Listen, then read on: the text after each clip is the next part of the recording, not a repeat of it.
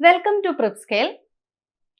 HST ഉദ്യോഗാർത്ഥികൾക്ക് methodology of teaching this subject എന്ന ഭാഗത്ത് നിന്ന് ഇതുവരെ ചോദിച്ചിട്ടുള്ളതും പല ലാംഗ്വേജുകളിലായിട്ട് ഇതുവരെ മെത്തഡോളജി എന്ന ഭാഗത്ത് നിന്ന് ചോദിച്ചിട്ടുള്ള ഇമ്പോർട്ടൻ്റ് ആയിട്ടുള്ള കുറച്ച് ഡീപ്പായിട്ടുള്ള ചോദ്യങ്ങളാണ് നമ്മൾ ഇന്ന് ഡിസ്കസ് ചെയ്യാൻ പോകുന്നത്. ഈ ഒരു ക്വസ്റ്റ്യൻ ഡിസ്കഷനിൽ തീർച്ചയായിട്ടും നമ്മൾ ഉൾപ്പെടുത്തിയിട്ടുള്ള നമ്മുടെ പ്രധാനപ്പെട്ട ഭാഗങ്ങളെല്ലാം ഉൾപ്പെടുത്തിക്കൊണ്ടാണ് നമ്മൾ ചെയ്തിട്ടുള്ളത്. അപ്പോൾ നമുക്ക് നമ്മുടെ ആദ്യത്തെ ചോദ്യത്തിലോട്ട് പോവാം. ഫസ്റ്റ് ചോദ്യം നമുക്ക് നോക്കാം. The hierarchical order of taxonomy of cognitive domain as per the revised Bloom's taxonomy. അപ്പോൾ നിങ്ങൾക്ക് എല്ലാവർക്കും ഫെമിലിയർ ആയിട്ടുള്ള ബ്ലൂംസ് ടാക്സോണമി, ഈ ബ്ലൂംസ് ടാക്സോണമിയുടെ ഹൈറാർക്കിക്കൽ ഓർഡർ ഇവിടെ ചോദിച്ചിട്ടുണ്ട് അല്ലേ? ഹൈറാർക്കിക്കൽ ഓർഡർ ഇവിടെ ചോദിച്ചിട്ടുണ്ട്. The hierarchical order of taxonomy of cognitive domain as per the ഏത് ബ്ലൂംസ് ടാക്സോണമി പ്രകാരമാണ്? റിവൈസ്ഡ് ബ്ലൂംസ് ടാക്സോണമിയാണ്. ഒറിജിനലും ഉണ്ട്, റിവൈസ്ഡും ഉണ്ട് അല്ലെ? നിങ്ങൾക്കറിയാമല്ലോ. അപ്പൊ ഇതിൽ ഏതാണെന്നാണ് ചോദ്യം. A. Applying, analysing, synthesising, evaluating. B. Applying, analysing, evaluating, creating. C. Applying, analyzing, synthesizing, creating. Synthesizing, creating. D. Applying, analyzing, creating and evaluating. ഇതിൽ ഏതായിരിക്കും ഇതിന്റെ ഹൈറാർക്കിക്കൽ ഓർഡർ എന്ന് പറയുന്നത്? നിങ്ങളൊന്ന് ശ്രദ്ധിച്ചൊന്ന് വായിച്ചു നോക്കുക. എന്നിട്ട് ആൻസർ ഒന്ന് പരിശോധിക്കാം നമുക്ക്. ആൻസർ എ ആണ്. അപ്ലൈയിങ്, അനലൈസിങ്, ഇവാലുവേറ്റിംഗ്, ക്രിയേറ്റിംഗ് എന്നൊരു ഓർഡറിലാണ് ഈ ഒരു റിവൈസ്ഡ് ബ്ലൂംസ് ടാക്സോണമി സെറ്റ് ചെയ്തിരിക്കുന്നത്. അപ്പൊ നമുക്കൊന്ന് ഓടിച്ച് ഈ ബ്ലൂംസ് ടാക്സോണമിയിലൂടെ നമുക്കൊന്ന് പോകാം. ബ്ലൂംസിന്റെ ടാക്സോണമിയിൽ knowledge, comprehension, application, analysis, synthesis, evaluation എന്നിങ്ങനെയാണ് ബ്ലൂംസ് ടാക്സോണമിയിൽ ഒറിജിനൽ ടാക്സോണമി ഡിസൈൻ ചെയ്തിരിക്കുന്നത്. ഇതിൽ റിവൈസ്ഡ് ബ്ലൂംസ് ടാക്സോണമിയിലാണെങ്കിൽ ഈ നോളജിന്റെ സ്ഥലത്ത് നമുക്കിവിടെ റിമെമ്പർ ആണ് വന്നിരിക്കുന്നത്. Remember, understand, apply, analyse, evaluate, create. ഇപ്പൊ നമുക്ക് വളരെ സിമ്പിൾ ആയിട്ട് തോന്നുന്നുണ്ടെങ്കിലും നിങ്ങളുടെ ചോദ്യത്തിലെ ചോദ്യം എന്ന് പറയുന്നത് ഇതിന്റെ ഓർഡർ ചോദിച്ചപ്പോ നമുക്കിതെല്ലാം ഒരുപോലെ തോന്നുന്നു അല്ലെ? എല്ലാം നമുക്ക് ഒരുപോലെ ഫീൽ ചെയ്യുന്നു. അപ്പൊ ഇതിന്റെ ആൻസർ നമ്മൾ നോക്കുക. ആൻസർ എ ആണ്. അപ്ലൈയിങ്, അനലൈസിങ്, ഇവാലുവേറ്റിംഗ്, ക്രിയേറ്റിംഗ് എന്നുള്ള ഓപ്ഷൻ ആണ് ഇതിന്റെ കറക്റ്റ് ആൻസർ ആയിട്ട് വരുന്നത്. അപ്പൊ ആൻസർ ഏതാണ്? ഇതാണ് ഇതിലെ കറക്റ്റ് ആയിട്ട് വരുന്ന answer. Applying, analysing, evaluating, creating. അപ്പൊ ബ്ലൂംസ് ടാക്സോണമി നമുക്കൊന്ന് പരിശോധിക്കാം. ബ്ലൂംസ് ടാക്സോണമിയിൽ എങ്ങനെയാണ്? ഒറിജിനൽ ബ്ലൂംസ് ടാക്സോണമിയിൽ knowledge, comprehension, application, analysis, synthesis അങ്ങനെയാണ് ഇതിൽ തരം തിരിച്ചിട്ടുള്ള. സിന്തസിസ് കഴിഞ്ഞ് ലാസ്റ്റ് ആണ് ഇവാലുവേഷൻ വരുന്നത്. അപ്പൊ knowledge, comprehension, application, analysis, synthesis and evaluation എന്നുള്ള ഓർഡറിലാണ് ഒറിജിനൽ ബ്ലൂംസ് ടാക്സോണമി പോകുന്നത്. ഇത് റിവൈസ് ചെയ്ത സമയത്ത് ബ്ലൂംസ് ടാക്സോണമി റിവൈസ് ചെയ്തപ്പോൾ എങ്ങനെയാണ് അത് വന്നിട്ടുള്ളത്? Remember, understand, apply, analyse, evaluate and create എന്ന ഫോമിലോട്ടാണ് ഇത് മാറിയിട്ടുള്ളത് അല്ലെ? അപ്പൊ ഇങ്ങനെ മാറിയപ്പോ നമുക്ക് ഇതും കൂടിയൊക്കെ ഓർത്തിരിക്കുക എന്ന് പറയുന്നത് അല്ലെ, റിവൈസ്ഡ് നിന്ന ക്വസ്റ്റ്യൻസ് നമുക്ക് പ്രതീക്ഷിക്കാം. അപ്പൊ റിവൈസ്ഡ് നിങ്ങൾ എങ്ങനെയാണ് ഓർത്തിരിക്കുന്നത്? ഇപ്പൊ ഈ ഒരു ക്വസ്റ്റ്യൻ കാണുമ്പോൾ നമുക്ക് എല്ലാം ഒരുപോലെ തോന്നുന്ന ഒരു ഫീല് നിങ്ങൾക്കുണ്ടായോ? എനിക്കുണ്ടായ പോലെ തന്നെ നിങ്ങൾക്കുണ്ടായി കാണുമെന്ന് ഞാൻ പ്രതീക്ഷിക്കുന്നു. ആ ഒരു മൊത്തത്തിൽ കൺഫ്യൂഷൻ ഉണ്ടാവുന്ന ഒരു അവസ്ഥ മാറാൻ വേണ്ടിയിട്ട് നമ്മളൊരു ചെറിയ കോഡിലൂടെ നമുക്കിത് പഠിക്കാം.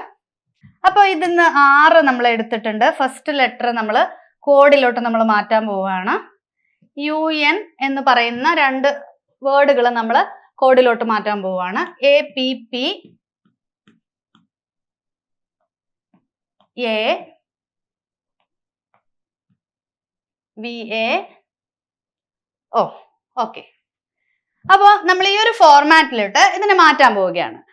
അപ്പോൾ ഇത് നമ്മൾ കൂട്ടിച്ചേർത്തൊന്ന് വായിക്കുവാണെങ്കിൽ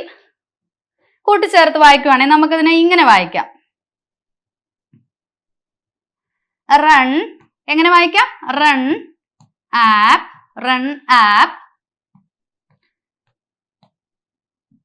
നിങ്ങൾ അവക്കാഡോ എന്നൊക്കെ കേട്ടിട്ടില്ലേ? അവക്കാഡോ ഫ്രൂട്ടിന് അല്ലെ ഒരുപാട് ന്യൂട്രീഷ്യസ് ആയിട്ടുള്ള ഗുണങ്ങളുള്ള ഒരു ഫ്രൂട്ടാണ് അല്ലെ?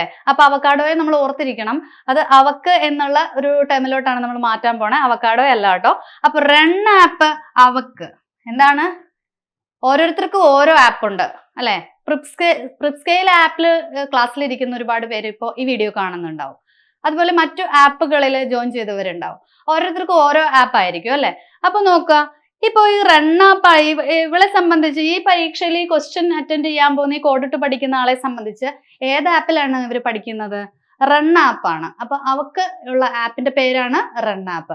അപ്പൊ റൺ ആപ്പ് അവക്ക് എന്ന് പറയുന്ന കോഡിൽ നിന്ന് നമ്മൾ ഈ ഒരു ബ്ലൂംസ് ടാക്സോണമിയുടെ റിവൈസ്ഡ് വേർഷൻ നമ്മൾ പഠിക്കാൻ പോവുകയാണ്. 6 റിമെമ്പർ എന്ന ഒരു ടേമിനെയാണ് സൂചിപ്പിക്കുന്നത് അല്ലെ? 6 എന്താക്കി? Remember, run, understand, app, apply, അനലൈസിന് നമ്മൾ എ ആണ് കൊടുത്തത് കേട്ടോ. ഇനി ഇവാലുവേറ്റിന് അവക്കെന്നുള്ളതില് അല്ലെ, ഇതിലൊരു ഈ ഇട്ടെന്ന് വെച്ചിട്ട് പ്രശ്നമൊന്നും വരുന്നില്ല. ഇനി അതല്ലെങ്കിൽ ഈ വാല്യുവേഷൻ എന്നുള്ളൊരു കാര്യം അതിലുണ്ടെന്ന് നിങ്ങൾക്ക്, ഇവാലുവേഷൻ ഉണ്ടെന്നുള്ള കാര്യം നിങ്ങൾക്ക് എല്ലാവർക്കും ഈ ക്ലാസ്സിലിരിക്കുന്നവർക്ക് അറിയാവുന്ന കാര്യം തന്നെയാണ്. അപ്പൊ വാല്യുവേഷന്റെ VA എന്നുള്ളൊരു ടേം നമ്മൾ ഇതിൽ കൊടുത്തു. സി ക്രിയേറ്റ് ആണെന്നുള്ളത് മനസ്സിലാകും അല്ലെ? ഇത് ഇതൊക്കെ ഉണ്ട് എന്നുള്ളത് നിങ്ങൾക്ക് എല്ലാവർക്കും അറിയാം. പക്ഷെ ഓർഡർ ആണ് നമുക്ക് കിട്ടാത്തത് അല്ലെ? അപ്പൊ ഈ ഓർഡറിൽ നിങ്ങളൊന്ന് പഠിച്ചു നോക്കുക. റൺ ആപ്പ് അവക്ക് എന്ന് പറയുന്ന ഓർഡറിൽ റിവൈസ്ഡ് ബ്ലൂംസ് ടാക്സോണമി പഠിക്കുക കേട്ടോ. അപ്പൊ ഇങ്ങനെ നമുക്ക് ഇത് പഠിക്കാം. അപ്പൊ ഒരു ഓർഡറിൽ നമുക്ക് ഇതിന്റെ കോഡൊന്ന് നോക്കുക നിങ്ങൾ. അപ്ലൈ, അപ്പൊ ഇതിൽ ഓരോ ഓർഡർ ആദ്യത്തെ ഭാഗങ്ങൾ ഇതിൽ ഉൾപ്പെടുത്തിയിട്ടില്ല അല്ലെ ക്വസ്റ്റ്യനില്. അപ്പൊ അപ്ലൈയിങ് ഇവിടെ വന്നല്ലോ, അപ്ലൈയിങ് ഇവിടെ വന്നു, ദേ വന്നിട്ടുണ്ട്. അപ്പൊ ആപ്ലിക്കേഷനും അനാലിസിസും ഉള്ളത് കൊണ്ട് തന്നെ നമ്മൾ എന്താണ് അപ്ലൈ അനാലിസിസ് എന്ന് പറയുന്ന 2 ടേമുകൾ ഇതിൽ ഉള്ളത് കൊണ്ട് തന്നെ നമുക്ക് കൺഫ്യൂഷൻ ഇല്ലാതിരിക്കാനായിട്ട് ഒരെണ്ണത്തിൽ നമ്മൾ ആപ്പ് എന്നാണ് കൊടുത്തിട്ടുള്ളത് അല്ലെ? അപ്പൊ ഒരെണ്ണത്തിൽ അനലൈസിൽ എ മാത്രമേ കൊടുത്തിട്ടുള്ളൂ. അപ്പൊ ഇതും അതിലുണ്ടല്ലോ. ഓക്കെ, അപ്പൊ ഈ എയും നമ്മൾ പറഞ്ഞു കഴിഞ്ഞു. ഇവാലുവേഷനിൽ VA നമ്മൾ കൊടുത്തിരുന്നു. ഇവാലുവേഷന് അവക്ക് അല്ലെ VA ഉണ്ടായിരുന്നു, അതും കിട്ടി. ഇനി C ആണ് ക്രിയേറ്റിങ്ങിന് വരിക. ഇപ്പൊ നമുക്ക് പെട്ടെന്ന് തന്നെ ആൻസറിലേക്ക് എത്താൻ പറ്റി. അപ്പൊ കോഡ് പഠിക്കുന്ന സമയത്ത് നമുക്ക് ഇത്തിരി ടൈം പോകില്ല. റൺ ആപ്പ് അവക്ക് എന്ന് പറയുന്ന കോഡിൽ നിന്ന് നമുക്ക് ബ്ലൂംസ് ടാക്സോണമി നമുക്ക് പഠിക്കാനായിട്ട് സാധിക്കും. ഓക്കെ അല്ലേ? എല്ലാവരും ഓക്കെ ആണല്ലോ? നമുക്ക് അടുത്ത ക്വസ്റ്റ്യനിലോട്ട് പോവാം.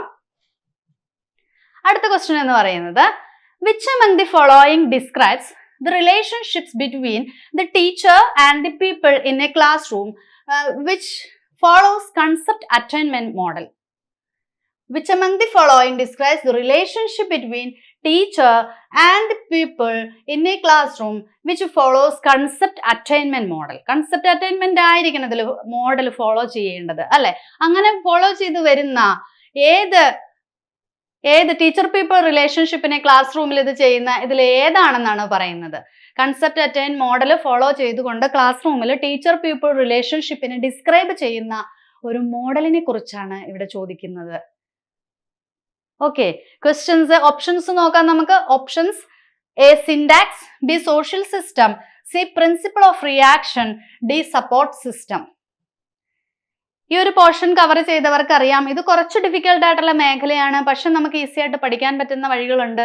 Syntax, social system, principle of reaction, support system, ഇതൊക്കെ ഏത് പോർഷനിൽ വരുന്നതാണ്? ഏതിന്റെ ഭാഗങ്ങളായിട്ട് വരുന്നതാണ് ഇത്? മോഡൽസ് ഓഫ് ടീച്ചിങ് എന്ന് പറയുന്ന ഒരു ടോപ്പിക് ഉണ്ട് അല്ലെ HST സിലബസിൽ, മെത്തഡോളജിയിൽ. അപ്പൊ മോഡൽസ് ഓഫ് ടീച്ചിങ്ങിൽ നിന്ന് വന്നിട്ടുള്ള ഒരു ചോദ്യമാണിത്. അപ്പൊ ഈ ഒരു ചോദ്യത്തില് ഇതിന്റെ ആൻസർ ആയിട്ട് വരുന്നത് ഏതാണ്?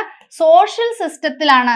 അപ്പോൾ നമ്മൾ ക്ലാസ്സിൽ ഉണ്ടായിരുന്ന സമയത്ത് കുട്ടികളോട് പറഞ്ഞു തന്നിരുന്നു, ടീച്ചേഴ്സിനോട് പറഞ്ഞു തന്നിരുന്നു, സോഷ്യൽ സിസ്റ്റം എന്ന് പറയുമ്പോൾ തന്നെ സൊസൈറ്റി, നമുക്ക് ചുറ്റുമുള്ളതുമായിട്ട് അതിനെ കണക്ട് ചെയ്ത് വെക്കാനായിട്ട് പറഞ്ഞു തന്നിട്ടുണ്ടായിരുന്നു. അപ്പൊ നമുക്ക് നോക്കാം, ഈ സോഷ്യൽ സിസ്റ്റത്തിൽ എപ്പോഴും ഒരു ഇന്ററാക്ഷൻ നടക്കുന്നുണ്ട്. അവിടെ ടീച്ചർ ആൻഡ് പ്യൂപ്പിൾ ഇന്ററാക്ഷൻ നടക്കുന്നുണ്ട്. അവർ തമ്മിലുള്ള റിലേഷൻഷിപ്പിന്റെ അത് ഇത് ചെയ്യുന്നതാണ് അല്ലെ, ഇൻകൾക്കേറ്റ് ചെയ്യുന്നതാണ് ഈ ഒരു മെത്തേഡ് എന്ന് നമ്മൾ പഠിച്ചിരുന്നു. അപ്പൊ നമുക്ക് നോക്കാം സോഷ്യൽ സിസ്റ്റം. ഈ സോഷ്യൽ സിസ്റ്റം എന്ന് പറയുന്നത് എന്താണ്? Social system refers to the structure of interactions and roles between teachers and students. അപ്പോൾ ഇതിൽ ടീച്ചർ ആൻഡ് സ്റ്റുഡന്റ് റോൾ വരുന്നുണ്ട്. The relationship between teacher and the learners as well as the role played by each in the activities that take place. ഇപ്പോൾ ഈ ഒരു social സിസ്റ്റത്തിന്റെ ഭാഗമായിട്ട് വരുന്ന മോഡലിൽ എങ്ങനെയാണെന്നറിയോ? റിലേഷൻഷിപ്പ് വരുന്നത് ടീച്ചറിന്റെ മാത്രമല്ല ലേണറിന്റെയും കൂടിയാണ്. ഈ ടീച്ചറും ലേണറും അല്ലെങ്കിൽ ടീച്ചറും സ്റ്റുഡൻറ്റും എങ്ങനെയൊക്കെയാണ് ഓരോ ആക്ടിവിറ്റീസിലും അവരുടെ റോള് എന്നുള്ളത് ഇതിൽ വ്യക്തമായിട്ട് നോട്ട് ചെയ്യുന്നുണ്ട്. Okay, it outlines how the learning environment is organised including the hierarchical relationships, norms and students behaviors that are encouraged or discouraged. അപ്പൊ ഈ ടീച്ചർ പീപ്പിൾ ആക്ടിവിറ്റീസിൽ അല്ലെങ്കിൽ ടീച്ചർ പീപ്പിൾ ഇന്ററാക്ഷൻസിലൂടെ എന്താണ് ഇതൊരു ലേണിംഗ് എൻവയോൺമെന്റ് ഇതിൽ ഓർഗനൈസ് ചെയ്യപ്പെടുന്നുണ്ട്. ഏത് ലേണിംഗ് എൻവയോൺമെന്റ് ആണ്? Hierarchical ആയിട്ടുള്ള റിലേഷൻഷിപ്സ്, നമ്മുടെ സമൂഹത്തിലുള്ള കുറെ നോംസ് അല്ലെ, സ്റ്റുഡൻസിന്റെ ബിഹേവിയേഴ്സ് എൻകറേജ് ചെയ്യപ്പെടേണ്ടത് ഏതാണ്, ഡിസ്കറേജ് ചെയ്യപ്പെടേണ്ടത് ഏതാണ്, അതെല്ലാം നോട്ട് ചെയ്തെടുക്കുന്ന ഒരു സോഷ്യൽ സിസ്റ്റമാണ് ഈ ഒരു മോഡല്. അപ്പൊ നമുക്കൊന്ന് ഓടിച്ചു പറയുകയാണെങ്കിൽ എന്തൊക്കെയാണ് elements of models of teaching? Elements of models of ടീച്ചിങ്ങിലെ പ്രധാനപ്പെട്ട ഒരു ഭാഗം, ഫണ്ടമെന്റൽ എലമെന്റ്സ് ഓഫ് ടീച്ചിങ് എന്ന് പറയുന്നത് ഒഴിച്ചുകൂടാനാത്ത ഭാഗമാണ്. ഒരുപാട് ചോദ്യങ്ങൾ ഈ മേഖലയിൽ നിന്ന് ചോദിച്ചിട്ടുണ്ട്. ഉറപ്പായിട്ടൊരു ചോദ്യം നമുക്ക് പ്രതീക്ഷിക്കാവുന്ന മേഖലയുമാണ്. ഇതിലെ എന്താണ് മോഡൽസ് ഓഫ് ടീച്ചിങ്ങിലെ ഫണ്ടമെന്റൽ എലമെന്റ്സ്? ഫസ്റ്റ് വൺ ആണ് ഫോക്കസ്. ഫസ്റ്റ് വൺ ഏതാണ്? Focus. Second one syntax. Third one social system. Social system. Fourth one principle of reaction. Principle of reaction.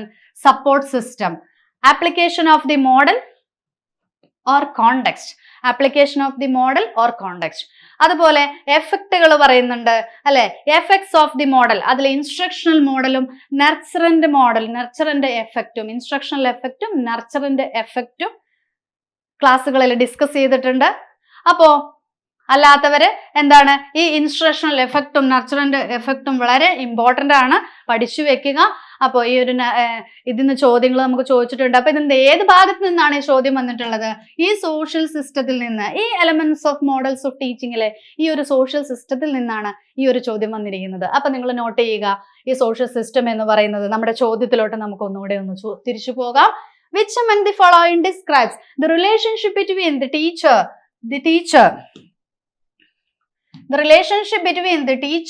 and the pupils in a classroom which follows concept attainment model? അപ്പൊ എപ്പോഴും concept അറ്റൈൻമെന്റിന് follow ചെയ്തിട്ട് തന്നെയാണ് ഈ ഒരു method പോയിക്കൊണ്ടിരിക്കുന്നത്. ഇതിൽ എന്താണ് കാണിക്കുന്നത്? റിലേഷൻഷിപ്പ് ഉണ്ട്.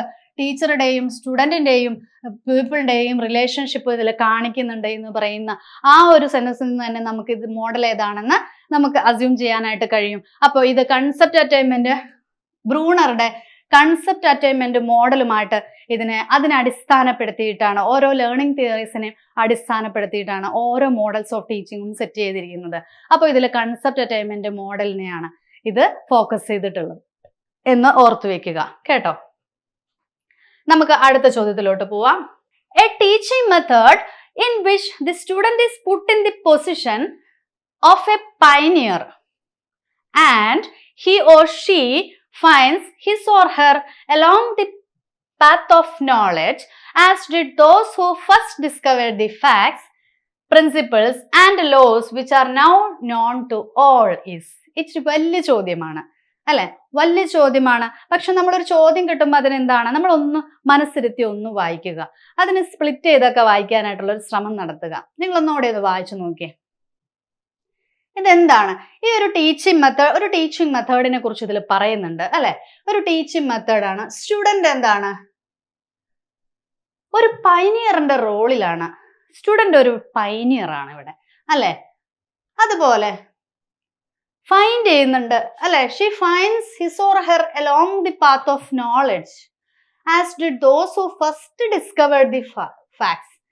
എന്ത് ചെയ്യുന്നുണ്ട്? ഫാക്ട്സ് ഡിസ്കവർ ചെയ്യുന്നുണ്ട്. അപ്പോൾ ഈ പൈനിയർ തന്നെയാണ് ഈ ഫാക്ട്സ് ഫസ്റ്റ് ഡിസ്കവർ ചെയ്യുന്നത്. നിങ്ങൾ ചോദ്യം വായിച്ചാൽ മാത്രം മതി, ഉത്തരം അവിടെ തന്നെ ഉണ്ടാവും അല്ലെ. ഉത്തരം നമുക്ക് ആ ചോദ്യത്തിൽ നിന്ന് തന്നെ കിട്ടുന്നതായിരിക്കും. Principles and laws. അപ്പോൾ ഫാക്ട്സ്, കുറച്ച് ഫാക്റ്റുകൾ, കുറച്ച് ലോസ്, ഇതിനെയൊക്കെ ഫോക്കസ് ചെയ്തിട്ട് ഫസ്റ്റ് ഡിസ്കവർ ചെയ്തതായിരിക്കാം ഈ ഒരു കാര്യം എന്ന് പറയുന്നത്. അതിനെ എന്ത് പേരിൽ അറിയപ്പെടും എന്നാണ് ചോദ്യം. അപ്പോൾ ഓപ്ഷൻസ് ഇവിടെ തന്നിട്ടുണ്ട്. ഓപ്ഷൻസ് ഏതാണ്? Discovery method, constructivist method, heuristic method, enquiry method. അപ്പൊ ഇതിൽ ഏതാണെന്നാണ് ചോദ്യം. ഈ ക്വസ്റ്റ്യൻ വായിക്കുമ്പോൾ നമുക്ക് പല ഉത്തരങ്ങളും നമ്മുടെ മനസ്സിലൂടെ പോകും അല്ലെ. ഫസ്റ്റ് തന്നെ ഇത് കിടക്കുന്നുണ്ട് ഡിസ്കവറി മെത്തേഡ് എന്ന്, ആൻസറിലും കിടക്കുന്നുണ്ട് ഇതിൽ ഡിസ്കവർ ചെയ്യുന്ന അല്ലെ. അതുപോലെ കൺസ്ട്രക്റ്റിവിസ്റ്റ് മെത്തേഡ്, കുട്ടി സ്വയം കൺസ്ട്രക്ട് ചെയ്യുന്നതിനാണ്, അറിവ് നിർമ്മാണം നടത്തുന്നതിനെയാണ് കൺസ്ട്രക്റ്റിവിസം എന്ന് പറയുന്നത്. അപ്പൊ കൺസ്ട്രക്റ്റിവിസ്റ്റ് മെത്തേഡിനെ കുറിച്ച് പറയുന്നുണ്ട്. അതാണോ? അപ്പൊ നമുക്ക് വേണമെങ്കിൽ ഈ മെത്തേഡ്സ് പഠിച്ച സമയത്ത് ഈ ഒരു കൺസ്ട്രക്റ്റിവിസ്റ്റ് മെത്തേഡ് വേണമെങ്കിൽ നമുക്ക് അങ്ങ് ഒഴിവാക്കാം, അല്ലേ? കൺസ്ട്രക്റ്റിവിസ്റ്റ് മെത്തേഡ് വേണമെങ്കിൽ നമുക്ക് ഒഴിവാക്കാവുന്നതേ ഉള്ളൂ. ഹ്യൂറിസ്റ്റിക് മെത്തേഡ് നമ്മൾ പഠിച്ചിട്ടുണ്ട്, എൻക്വയറി മെത്തേഡ് പഠിച്ചിട്ടുണ്ട്, ഡിസ്കവറി മെത്തേഡ് പഠിച്ചിട്ടുണ്ട്.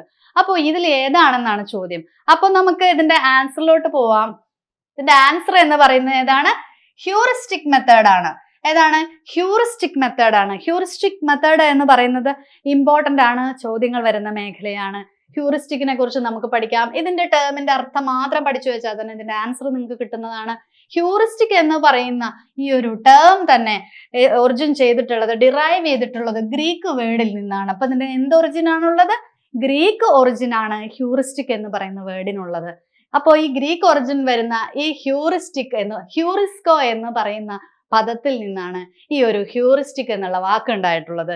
എന്താണ് ഹ്യൂറിസ്കോ എന്ന് പറഞ്ഞാൽ? എന്താണ് ഹ്യൂറിസ്കോ എന്ന് പറഞ്ഞാൽ? ടു ഡിസ്കവർ അല്ലെങ്കിൽ ടു ഫൈൻഡ് ഔട്ട് എന്നാണ്. നമ്മൾ ചോദ്യത്തില് ഫൈൻഡ് ചെയ്യുന്നതിനെ കുറിച്ച് കണ്ടിരുന്നു, ഡിസ്കവർ ചെയ്യുന്നതിനെ കുറിച്ച് കണ്ടിരുന്നു. അപ്പൊ എന്താണ് ഈ ഹ്യൂറിസ്റ്റിക് മെത്തേഡിന്റെ പ്രാധാന്യം നോക്കുക. ഈ term heuristic has been derived from a Greek word heurisko which means to discover or to find out. Okay അല്ലേ? Or to find out. അപ്പൊ ഫൈൻഡ് ഔട്ട് ചെയ്യുന്നതിനെ, ഡിസ്കവർ ചെയ്യുന്നതിനെ, ഇതിനെയൊക്കെ നമ്മൾ ഹ്യൂറിസ്റ്റിക് എന്ന് പറയുന്ന പദം കൊണ്ട് സൂചിപ്പിക്കുന്നു. ഓക്കെ, ഈ പ്രിൻസിപ്പിൾസ്, ഹ്യൂറിസ്റ്റിക് മെത്തേഡിന് കുറച്ച് പ്രിൻസിപ്പിൾസ് ഉണ്ട്. എന്തുകൊണ്ട്? കുറച്ച് പ്രിൻസിപ്പിൾസ് ഉണ്ട്. എന്തൊക്കെയാണ് ഹ്യൂറിസ്റ്റിക് മെത്തേഡിന്റെ പ്രിൻസിപ്പിൾസ്? നമുക്ക് ഓടിച്ചൊന്ന് നോക്കാം. ഈ ഹ്യൂറിസ്റ്റിക് മെത്തേഡിന് the principle of freedom and independence ഉണ്ട്, the principle of learning by doing, the principle of logical thinking, the principle of activity, അതുപോലെ the principle of play way. Self discovery ഇവിടെ നടക്കുന്നുണ്ട്. Self discovery, trial and error. എന്താണ് trial and error? നമ്മൾക്ക് മുന്നേ ചോദിച്ചില്ലേ, concept attainment മോഡലിനെ കുറിച്ച് ചോദിച്ചില്ലേ? ചോദ്യം വരാം അല്ലെ? ഹ്യൂറിസ്റ്റിക് മെത്തേഡില് ട്രയൽ ആൻഡ് എറർ അതിന്റെ ഒരു പ്രിൻസിപ്പിൾ ആണ്. ഈ ഒരു തത്വം മുന്നിൽ, ഈ ഒരു തത്വത്തെ അടിസ്ഥാനപ്പെടുത്തി തന്നെയാണ്, ഈ തത്വങ്ങളെല്ലാം അടിസ്ഥാനപ്പെടുത്തിയാണ് ഈ ഒരു മോഡൽ ഉണ്ടായിട്ടുള്ളത്. ഓക്കെ, ഈ മെത്തേഡ് ഉണ്ടായിട്ടുള്ളത്.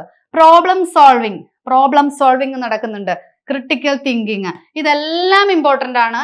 Freedom and independence, learning by doing, logical thinking, principle of activity, play way, എല്ലാം ഇമ്പോർട്ടന്റ് ആണ്. അപ്പൊ ഇതൊക്കെ പഠിച്ചു വെച്ചാലാണ് ഹ്യൂറിസ്റ്റിക് മെത്തേഡ് എന്താണെന്ന് അറിയാൻ പറ്റുള്ളൂ. ഇതിനൊക്കെ അപ്പുറത്തായിട്ടുള്ള കാര്യങ്ങളുണ്ട് ഇതില്. നിങ്ങളുടെ സിലബസ് നിങ്ങൾക്ക് അറിയാം, വളരെ ചെറിയ ഭാഗമായിട്ട് നിങ്ങൾക്ക് തോന്നുന്നുണ്ടെങ്കിലും അത് ഡീപ്പി പഠിച്ചാൽ മാത്രമാണ് നിങ്ങൾക്ക് ഇതിലെ ചോദ്യങ്ങൾ ആൻസർ ചെയ്യാനായിട്ട് കഴിയുള്ളൂ എന്ന് നിങ്ങൾക്ക് പറയാം അല്ലേ? അപ്പോ നമുക്ക് അടുത്ത ചോദ്യത്തിലോട്ട് പോവാം. അടുത്ത ചോദ്യം എന്ന് പറയുന്നത് സോൺ ഓഫ് പ്രോക്സിമൽ ഡെവലപ്മെന്റ്. എന്താണ് zone of proximal development? ZPD യെ കുറിച്ച് കേൾക്കാത്ത ആരുമില്ലല്ലോ ഈ ക്ലാസ്സിൽ. ZPD, zone of proximal development, ആരുടെ കോൺട്രിബ്യൂഷൻ ആണെന്ന് നിങ്ങൾക്കറിയാം. A. Constructivism, B. Behaviorism, C. Cognitive Constructivism, D. Social Constructivism. ഈ ZPD യെ കുറിച്ച് അറിയാത്തവർ ഈ ക്ലാസ്സിലുണ്ടോ? ഇല്ലല്ലോ. ഇതിന്റെ ആൻസർ ആയിട്ട് വരുന്നത് ഏതാണ്? സോഷ്യൽ കൺസ്ട്രക്റ്റിവിസം ആണ്. ഉറപ്പായിട്ടും ഇതിന്റെ ആൻസർ ആയിട്ട് വരുന്നത് സോഷ്യൽ കൺസ്ട്രക്റ്റിവിസം തന്നെയാണ്. സോഷ്യൽ കൺസ്ട്രക്റ്റിവിസം തന്നെയാണ് ഇതിന്റെ ആൻസർ. ഈ സാമൂഹ്യ ജ്ഞാന നിർമ്മിതി വാദം അല്ലെ? സാമൂഹ്യ ജ്ഞാന നിർമ്മിതി വാദം വൈഗോട്സ്കി ആണ് അതിന്റെ ഉപജ്ഞാതാവ് എന്ന് നിങ്ങൾക്കറിയാം അല്ലെ? ZPD പ്രാധാന്യം നിങ്ങൾക്കറിയാം. സോൺ ഓഫ് പ്രോക്സിമൽ ഡെവലപ്മെന്റ് ഉണ്ട് അല്ലെ? ഒരു കുട്ടിക്ക് വാട്ട് ക്യാൻ ഐ ഡു, എന്തെനിക്ക് ചെയ്യാൻ കഴിയും അല്ലെ? ആരുടെയും ഹെൽപ്പ് ഇല്ലാതെ ഒരു കുട്ടിക്ക് സോൺ ഓഫ് ആക്ച്വൽ ഡെവലപ്മെന്റ് അല്ലെങ്കിൽ അച്ചീവ്ഡ് ഡെവലപ്മെന്റ് ഉണ്ട്. ഒരു കുട്ടിക്ക് അച്ചീവ് ചെയ്യാൻ പറ്റുമെന്നുള്ള ഒരു സോൺ ഉണ്ട് അല്ലെ? അതിനാണ് സോൺ ഓഫ് അച്ചീവ്ഡ് ഡെവലപ്മെന്റ് അല്ലെങ്കിൽ ആക്ച്വൽ ഡെവലപ്മെന്റ് എന്നൊക്കെ നമ്മൾ പറയുന്നത്. What I can do with help എന്ന് പറയുന്ന ഈ ഒരു ഭാഗം സൂചിപ്പിക്കുന്നത് സോൺ ഓഫ് പ്രോക്സിമൽ ഡെവലപ്മെന്റിനെയാണ് അല്ലെ? എങ്ങനെ എനിക്കൊരു ഹെൽപ്പോട് കൂടിയിട്ട് അല്ലെ, മോർ നോളജബിൾ ആയിട്ടുള്ള അതേഴ്സിന്റെ ഹെൽപ്പോട് കൂടിയിട്ട് എനിക്ക് എത്രമാത്രം അച്ചീവ് ചെയ്യാൻ പറ്റും എന്നുള്ളതാണ് സോൺ ഓഫ് പ്രോക്സിമൽ ഡെവലപ്മെന്റിൽ സൂചിപ്പിക്കുന്നത്. പിന്നെ ഒരു ഭാഗമുള്ളത് കുട്ടിക്ക് ചെയ്യാൻ കഴിയാത്ത, സപ്പോർട്ട് ഉണ്ടായാൽ പോലും എത്തിപ്പെടാൻ പറ്റാത്തൊരു മേഖലയാണ് വാട്ട് ഐ കാൺ ഡു എന്ന് പറയുന്നത്. അപ്പോൾ ഇങ്ങനെ സോൺ ഓഫ് പ്രോക്സിമൽ ഡെവലപ്മെന്റിൽ വൈഗോട്സ്കി എന്താണ് zone of actual development ZAD കുറിച്ചും ZPD കുറിച്ചും പറയുന്നുണ്ട്. അപ്പോ ഈ ഒരു സോണിൽ എത്തണമെങ്കിൽ എന്ത് വേണം? ഒരു സ്കഫോൾഡിംഗ് എന്ന് പറയുന്ന ഒരു കാര്യം വേണം അല്ലെ? ഒരു സ്കഫോൾഡിങ്ങോട് കൂടിയിട്ട് കുട്ടിക്ക് എത്താൻ പറ്റുന്ന ആ ഒരു മേഖലയെ, ആ ഒരു സോണിനെ വിളിക്കുന്ന പേരാണ് സോൺ ഓഫ് പ്രോക്സിമൽ ഡെവലപ്മെന്റ് എന്ന് പറയുന്നത്. കുട്ടിക്ക് ആരുടെയും ഹെൽപ്പ് ഇല്ലാതെ, ഒരു സ്കഫോൾഡിങ് അല്ലെങ്കിൽ കൈത്താങ്ങില്ലാതെ കുട്ടിക്ക് തന്നെ എത്താൻ പറ്റുന്ന ആ ഒരു സോണിനെയാണ് zone of actual development ZAD എന്നതുകൊണ്ട് ഉദ്ദേശിക്കുന്നത്. അപ്പൊ ZPD നിങ്ങൾ പഠിച്ചല്ലോ, സോൺ ഓഫ് പ്രോക്സിമൽ ഡെവലപ്മെന്റ്. ZPD-യില് Lev Vygotsky's zone of proximal development is the range of skills a learner can achieve with ഗൈഡൻസോട് കൂടിയിട്ട് ഒരു ലേണർക്ക് എത്താൻ പറ്റുന്ന അല്ലെ, from a more knowledgeable person എന്നാണ്. നമുക്ക് ചുറ്റുമുള്ളവരാവാം, നമ്മുടെ വീട്ടിലുള്ളവർ, നമുക്ക് മോർ നോളജബിൾ അതേഴ്സ് എന്ന് പറയുമ്പോൾ നമ്മുടെ ടീച്ചേഴ്സ് ആവാം, പാരൻസ് ആവാം, സൊസൈറ്റിയിലുള്ളവരാവാം. മോർ നോളജബിൾ ആയിട്ടുള്ള അതേഴ്സ് എന്നാണ് വൈഗോട്സ്കി അതിനെ ടൈം ചെയ്തിട്ടുള്ളത്. More knowledgeable others. ഇവരുടെ സഹായത്തോടു കൂടി, സ്കഫോൾഡിങ്ങോട് കൂടിയിട്ട് എത്താൻ പറ്റുന്ന ഒരു മേഖലയുണ്ട്. It is a concept that's often used in education to study how children developmentally അല്ലെ, എങ്ങനെയാണ് അല്ലെ ഈ ഒരു കൺസെപ്റ്റ് എന്ന് പറയുന്ന എഡ്യൂക്കേഷനിൽ എങ്ങനെ ഒരു കുട്ടിക്ക് മെന്റലി ഡെവലപ്പ് ചെയ്യാം എന്നുള്ളതിനെ കുറിച്ചാണ് പറയുന്നത്. അപ്പൊ ഈ സോൺ ഓഫ് പ്രോക്സിമൽ ഡെവലപ്മെന്റ് എല്ലാവരും ഓർത്തു വെച്ചേക്കാം. അപ്പൊ ഈ ഒരു ചോദ്യം സോഷ്യൽ കൺസ്ട്രക്റ്റിവിസമായിട്ട് ബന്ധമുള്ളതാണ്. നമ്മുടെ ലേവ് വൈഗോട്സ്കി ആണ് അതിന്റെ ഉപജ്ഞാതാവ് എന്നുകൂടി നമ്മൾ ഓർത്തിരിക്കുക. ഓക്കെ ആണല്ലോ. അടുത്ത ചോദ്യം, the intelligence that helps an individual to develop a healthy self concept. എന്താണ് ചോദ്യം? The intelligence that helps an individual to develop a healthy self-concept. ചോദ്യം നന്നായി മനസ്സിലാക്കുക. The intelligence that help an individual to develop a self-concept. നിങ്ങൾക്ക് multiple ഇന്റലിജൻസിൽ നിന്നുള്ളൊരു ചോദ്യമാണെന്ന് മനസ്സിലായല്ലോ. Options ഏതൊക്കെയാണ്? A. Interpersonal intelligence. B. Intrapersonal intelligence. C. Naturalistic intelligence. D. Kinesthetic intelligence. ഈ ഇന്റലിജൻസിനെ കുറിച്ചെല്ലാം aware ആണെന്ന് ഞാൻ കരുതുന്നു. ഗാർഡനറുടെ മൾട്ടിപ്പിൾ ഇന്റലിജൻസിലാണ് നമ്മൾ ഇതെല്ലാം പഠിച്ചിട്ടുള്ളത് അല്ലെ. അപ്പോ അതിൽ നമുക്ക് ഓപ്ഷനിൽ കൺഫ്യൂഷൻ ഉണ്ടാക്കുന്ന കുറച്ച് കാര്യങ്ങൾ അല്ലെ, 1-2 കാര്യങ്ങൾ നമുക്ക് കൺഫ്യൂഷൻ ഉണ്ടാക്കുന്നുണ്ട്. ഈ ഒരു സെൽഫ് കൺസെപ്റ്റ് ഡെവലപ്പ് ചെയ്യുന്നത് ഏത് തരത്തിലുള്ള ഇന്റലിജൻസ് ആണ് ഒരാളെ ഹെൽപ്പ് ചെയ്യുന്നതെന്നാണ് ചോദിച്ചിരിക്കുന്നത്. സെൽഫ് ആയിട്ടുള്ള കൺസെപ്റ്റ് ആണ്. ഇന്റർപേഴ്സണൽ ആണോ എന്ന് നിങ്ങൾ ചിന്തിച്ചു നോക്കൂ. ഇന്റർപേഴ്സണൽ ആണോ? ഇന്റർപേഴ്സണൽ എന്ന് പറയുമ്പോൾ എന്താണ്? നമ്മുടെ ചുറ്റുപാടുകളെയും നമ്മൾ ചുറ്റുമുള്ളവരെയും അറിയാനുള്ള ഒരു ഇന്റലിജൻസ് അല്ലേ അത്.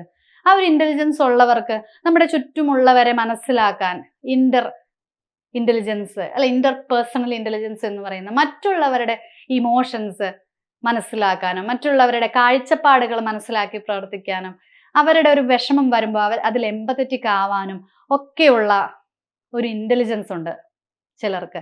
ആ ഒരു ഇന്റലിജൻസിനെ അല്ലേ നമ്മൾ ഇന്റർപേഴ്സണൽ ഇന്റലിജൻസ് എന്ന് പറയുന്നത്. എന്നാൽ ഇൻട്രാപേഴ്സണൽ ഇന്റലിജൻസ് എന്താണ്? നിങ്ങളൊന്ന് ഓർത്തു നോക്കിയേ. എന്താണ് നാച്ചുറലിസ്റ്റിക് ഇന്റലിജൻസ്? നാച്ചുറലിസ്റ്റിക് ഇന്റലിജൻസ് എന്താണ്? നമ്മുടെ നേച്ചറിനോട് അല്ലെ, നേച്ചറിനോട് ഉള്ള ഒരു നേച്ചറിനെ മനസ്സിലാക്കി, പ്രകൃതിയെ മനസ്സിലാക്കി നമുക്ക് ആ പ്രകൃതിയോടുള്ള സ്നേഹം കൃഷിയുടെ രൂപത്തിലോ അല്ലെ, നമ്മുടെ ഈവൻ ഒരു നമ്മളുടെ ഫോറസ്റ്റ് റേഞ്ചർക്ക് പോലും ഈ ഒരു നാച്ചുറലിസ്റ്റിക് ഇന്റലിജൻസ് ഉണ്ടെന്നാണ് കണ്ടെത്തല്. കാരണം അല്ലെ, അദ്ദേഹത്തിന് പ്രകൃതിയോടിണങ്ങി പ്രകൃതിയെ അറിഞ്ഞാണ് അദ്ദേഹം മുന്നോട്ട് പോയിക്കൊണ്ടിരിക്കുന്നത്. അപ്പൊ പ്രകൃതിയിലെ പല കൃഷി രീതികളിലൂടെയൊക്കെ നേച്ചറിനെ അറിഞ്ഞ് പുതിയ ആധുനിക കൃഷി സംവിധാനങ്ങളൊക്കെ ഈ നേച്ചറിനെ അറിയാനുള്ള വഴികളാണ്. അപ്പൊ ഈ ഇന്റലിജൻസ് ഉള്ളവരുടെയൊക്കെ പ്രൊഫഷൻസ് ഒക്കെ ഇതുപോലെ വഴിതിരിച്ചു വിടുന്നതായിരിക്കും. ഓക്കെ, നാച്ചുറലിസ്റ്റിക് ഇന്റലിജൻസ് ഉള്ളവര്. എന്തായിരിക്കും കൈനസ്തെറ്റിക് ഇന്റലിജൻസ് എന്ന് പറയുന്നത്? എപ്പോഴും കൈനസ്തെറ്റിക് ആയിട്ടുള്ള അല്ലെ, മോട്ടോർ ആക്ടിവിറ്റീസിൽ എൻഗേജ്ഡ് ആയിരിക്കും ഇവര്. കൈനസ്തെറ്റിക് ഇന്റലിജൻസ് ഉള്ളവർ എപ്പോഴും അവരുടെ ഇന്റലിജൻസ്, അവരുടെ പ്രൊഫഷൻ ആയിക്കോട്ടെ, അവരുടെ ഇന്റലിജൻസ് ഒക്കെ ഏത് രീതിയിലായിരിക്കും അവർ പ്രകടിപ്പിക്കുക? കൈനസ്തെറ്റിക് ആയിട്ടുള്ള അല്ലെ, അല്ലെങ്കിൽ മോട്ടോർ ആയിട്ടുള്ള ആക്ടിവിറ്റീസിലൂടെ ആയിരിക്കും അല്ലെ. നിങ്ങൾക്കറിയാമല്ലോ, ഇപ്പൊ നമുക്ക് ഒരു അത്ലറ്റ് ആയിക്കോട്ടെ, ഈവൻ ഒരു ഡോക്ടർ ആയിക്കോട്ടെ, ഒരു ഡാൻസർ ആയിക്കോട്ടെ, സ്പോർട്സുമായിട്ട് ബന്ധപ്പെട്ട ആരുമായിക്കോട്ടെ, ഇവരൊക്കെ ഈ ഒരു കൈനസ്തെറ്റിക് ഇന്റലിജൻസ് യൂസ് ചെയ്തിട്ടാണ് ഇവർ മുന്നോട്ട് പോകുന്നത്. അവരുടെ പ്രോബ്ലം സോൾവിങ്ങിന് വേണ്ടി അവർ ഉപയോഗിക്കുന്നത് എന്താണ്? ഈ ഒരു കൈനസ്തെറ്റിക് ഇന്റലിജൻസ് ആണ്. ഇപ്പൊ നിങ്ങൾക്ക് ആൻസർ കിട്ടി കാണുമല്ലോ. ഏതാണ് ഇതിന്റെ ആൻസർ ആയിട്ട് വരുന്നത്? ഇതിന്റെ ആൻസർ ആയിട്ട് വരുന്നത് തീർച്ചയായിട്ടും ഇതൊരു ഇൻട്രാപേഴ്സണൽ ഇന്റലിജൻസ് ആണെന്ന് നമുക്ക് പറയാം. അപ്പൊ ഇൻട്രാപേഴ്സണൽ ഇന്റലിജൻസ് എന്ന് പറഞ്ഞാൽ എന്താണ്? നമുക്ക് സ്വയം നമ്മളെ അറിയുന്ന ഒരു ഇന്റലിജൻസ് ഉണ്ട് അല്ലെ. ചിലർക്ക് നമ്മളെ തന്നെ നമ്മൾ മനസ്സിലാക്കും, കൂടുതലായിട്ട് നമ്മളെ പഠിക്കും അല്ലെ. അപ്പൊ നമ്മളുടെ നല്ല കാര്യങ്ങൾ എന്തൊക്കെയാണ്, നമ്മുടെ ഗുഡ് ആൻഡ് ബാഡ് ആയിട്ടുള്ള കാര്യങ്ങൾ എന്തൊക്കെയാണ് എന്നാണ് നമ്മളവിടെ പഠിക്കുന്നത്. അപ്പോൾ അതിൽ ആ ഒരു ഇന്റലിജൻസിൽ സ്വയം അറിയാനാണ് ശ്രമിക്കുന്നത്, സ്വയമായിട്ട് ഒരു വ്യക്തിത്വം ഉണ്ടാക്കിയെടുക്കാൻ, അല്ലെങ്കിൽ സ്വയം സെൽഫ് കൺസെപ്റ്റ് ഫോം ചെയ്യാനും നമ്മൾ നമ്മളിലേക്ക് ഒതുങ്ങുകയും നമ്മളെ മനസ്സിലാക്കുകയുമാണ് ഇവിടെ ചെയ്യുന്നത്. അപ്പൊ ഇങ്ങനെയുള്ളവർ മിക്കവാറും എന്തായിരിക്കും? ഇൻട്രോവേർട്ടുകളായിരിക്കും. അപ്പൊ നിങ്ങൾ ഇൻട്രോവേർട്ട് എന്നുള്ള പദം കൊണ്ട് ഇൻട്രാ പേഴ്സണൽ എന്ന് ഓർത്തിരിക്കണം. അപ്പൊ നിങ്ങൾക്ക് ഇന്റർപേഴ്സണൽ മാറിപ്പോകില്ല. കാരണം ഇവിടെ ഇൻട്രോയും ഉണ്ട്, ഇവിടെ ഇൻട്രായും ഉണ്ട് കേട്ടോ. അങ്ങനെ നിങ്ങൾ ഇതിനെ കണക്ട് ചെയ്ത് വെക്കണം. Intro personal, intra personal intelligence ഇൻട്രോവേർട്ടുകളായിരിക്കും. എന്നാൽ ഇന്റർപേഴ്സണൽ ഇന്റലിജൻസ് ഉള്ളവരെപ്പോഴും എക്സ്ട്രോവേർട്ടുകളായിരിക്കും. ഒരു എക്സ്ട്രോവേർട്ട് എല്ലാവരോടും സമൂഹത്തിൽ ഇടപെടാനും അവരുമായിട്ടുള്ള കാര്യങ്ങളിലൊക്കെ നല്ല രീതിയിൽ ഡീൽ ചെയ്യാനും എല്ലാവരുടെയും മുന്നിൽ ഒരു നല്ല വ്യക്തിത്വം കാഴ്ചവെക്കാനും ഇൻട്രോ അല്ല ഇന്റർപേഴ്സണൽ ഇന്റലിജൻസ് ഉള്ളവർക്ക് സാധിക്കാറുണ്ട്. പക്ഷേ ഇൻട്രാപേഴ്സണൽ ഇന്റലിജൻസ് ഉള്ളവർ ഇൻട്രോവേർട്ട് ആയിരിക്കും. അവരിലേക്ക് തന്നെ സ്വയം നോക്കി കാണുന്നവരാണ്. This entails the capacity to understand oneself, to appreciate one's feelings, fears and motivations.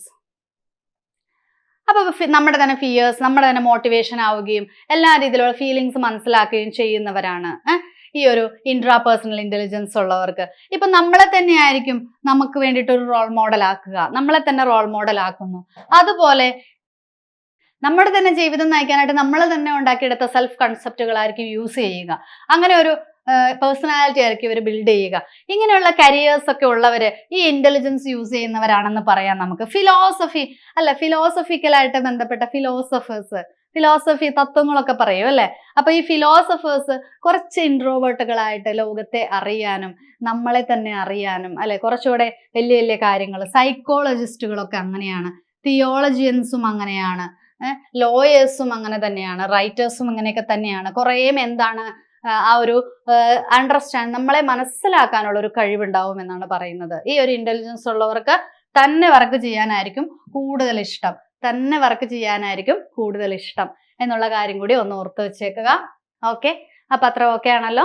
അടുത്ത ചോദ്യം, meaningful verbal learning is the contribution of. Answer എല്ലാവർക്കും മനസ്സിൽ ഇപ്പൊ തന്നെ വന്നു. A Jerome S Bruner, B David Ausubel, C പിയാഷെ, ഡി വൈഗോട്സ്കി. ആരാണ് meaningful verbal ലേണിംഗിന്റെ ഉപജ്ഞാതാവ്? ആരാണ്? നിങ്ങൾ ഇപ്പൊ തന്നെ മനസ്സിൽ ആൻസർ പറഞ്ഞിട്ടുണ്ടാവും. ആരാണ്? ഡേവിഡ് ഓസുബൽ ആണ് മീനിങ്ഫുൾ വെർബൽ ലേണിംഗിന്റെ ഉപജ്ഞാതാവ്. ഡേവിഡ് ഓസുബൽ ആണ്. എന്താണ് മീനിങ്ഫുൾ വെർബൽ ലേണിംഗ്? എന്താണ്? അല്ലെ, നമ്മൾ പഠിക്കുമ്പോൾ നമ്മൾ എന്താണ് അർത്ഥവത്തായിട്ട് പഠിക്കണം. അർത്ഥങ്ങൾ ഉൾക്കൊണ്ടുകൊണ്ട് പഠിച്ചാൽ നമുക്കത് ഓർമ്മയിൽ ഇരിക്കുമെന്നാണ് ഓസുബൽ പറയുന്നത് അല്ലെ. Ausubel's theory focus on meaningful verbal learning. According to his theory, to learn meaningfully അല്ലെ, അർത്ഥവത്തായിട്ട് പഠിക്കുക എന്ന് പറഞ്ഞാൽ അദ്ദേഹത്തിന്റെ അഭിപ്രായത്തിൽ ഇൻഡിവിജ്വൽസ് മസ്റ്റ് റിലേറ്റ്, ഇതാണ് point, individuals must relate new knowledge to relevant concepts they already know. എന്തറിവ് കുട്ടിക്ക് പകർന്നു കൊടുക്കുമ്പോഴും ആ ഒരു കാര്യം കുട്ടിയെ പുതിയതായിട്ട് പഠിപ്പിക്കാൻ പോവുകയാണെങ്കിൽ എപ്പോഴും ആ കാര്യത്തെ എന്ത് ചെയ്തിരിക്കണം? മസ്റ്റ് റിലേറ്റ് ന്യൂ നോളജ്, പുതിയ അറിവിനെ മുന്നറിവുമായിട്ട് കണക്ട് ചെയ്യേണ്ടതുണ്ട് അല്ലെ. ഇൻഡിവിജ്വൽസ് മസ്റ്റ് റിലേറ്റ് അവർ knowledge, new knowledge to relevant കൺസെപ്റ്റുകളുമായിട്ടോ അവർ മുന്ന് പഠിച്ചു വെച്ചിട്ടുള്ള അതുമായിട്ട് ബന്ധപ്പെട്ട റെലവന്റ് ആയിട്ടുള്ള കൺസെപ്റ്റുകളുമായിട്ട് എന്ത് ചെയ്തിരിക്കണം? മസ്റ്റ് റിലേറ്റ് അല്ലെ, ഇതിനെ കണക്ട് ചെയ്തിട്ട് വേണം പഠിക്കാനായിട്ട്. എങ്കിൽ മാത്രമാണ് കുട്ടിക്ക് ഒരു പഠനം എന്ന് പറയുന്നത് മീനിങ് ഫുൾ ആവുകയുള്ളൂ എന്നാണ് പറയുന്നത്. New knowledge must interact with the learner's knowledge structure. ഈ ന്യൂ നോളജ് എന്ന് പറയുന്നത് എന്താണോ ആ കുട്ടിക്ക്, ആ ലേണർക്ക് ഉള്ള ഒരു സ്ട്രക്ചർ, ലേണർക്ക് ഒരു നോളജ് സ്ട്രക്ചർ ഉണ്ടാവും. ഓരോരുത്തർക്കും ഡിഫറെന്റ് ആയിട്ടുള്ള സ്ട്രക്ചർ ആയിരിക്കും ഉണ്ടാവുക അല്ലെ ലേണിങ്ങിന്റെ കാര്യത്തിൽ വരുമ്പോഴും. അപ്പോൾ ഈ ലേണിങ്ങിന് ഒരു ലേണറിലുള്ള നോളജ് സ്ട്രക്ചറുമായിട്ട് എന്ത് ചെയ്തിട്ടുണ്ടാവണം?